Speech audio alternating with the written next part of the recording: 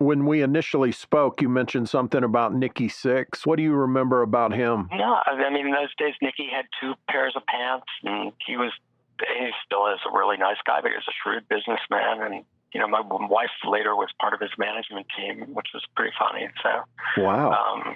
Got to see a different side of him. And that point, you know, much later in his career. And I think the world of Nikki. I think he was very, you know, he lent us a bass to use on the Faster Pussycat album, actually. He's just a good guy. I have nothing but respect for that guy. What did you say about Faster Pussycat? He lent us the bass that Eric played on. You know, I remember him coming over one day and playing Girls, Girls, Girls, you know, the bass. I was like going, ooh, this is going to be huge. I had some very good times with Nikki. He used to hang out a lot. Motley used to hang out when we were doing the Herman Rarebell solo album. And with WASP, he was around a lot afterwards. And it just always was struck by, he had a vision. He understood everything. He may not have gone to college, but he was like one of the smartest people I've met in rock and roll, you know, in terms of got a vision. I understand it. I know what my problems are. I'm stuck with the singer who I personally can't stand, but life goes on. Nicky's just a really shrewd guy. You can tell by the way he talks that he may not have much education, but you can tell he's incredibly intelligent. He's not he's not some dumb kid from Idaho.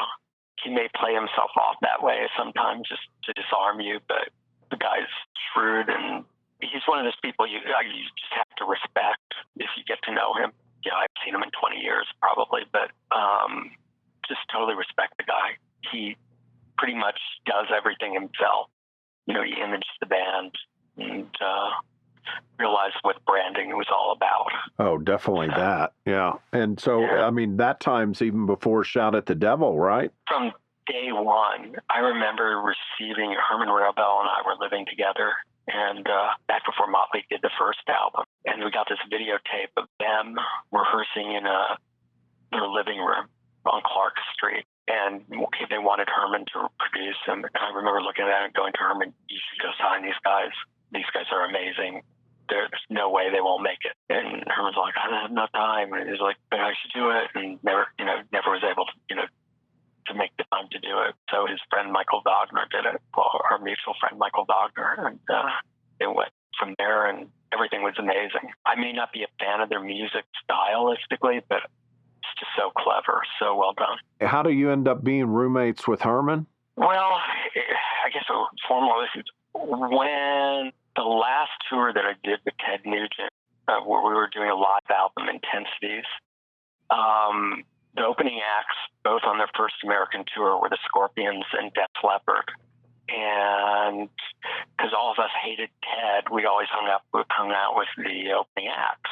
And Herman and I became really fast friends, and at the time. And so when he would always come over to New York. He would live at my house, and then when I came out he asked me to come do his solo album, and we put it together. And so I was living with him in Redondo Beach.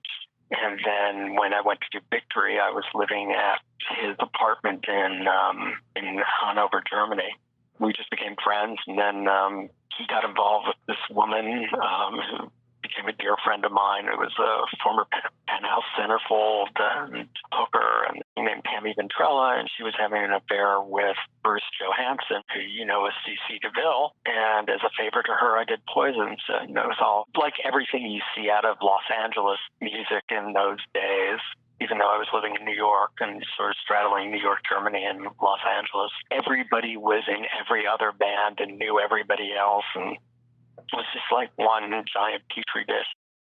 And so, people were having sex with various things. So Bruce Johansson was having sex with Tammy Ventrella, who was married to Herman, and, was like begging me to go see her boyfriend's band. So, things like that.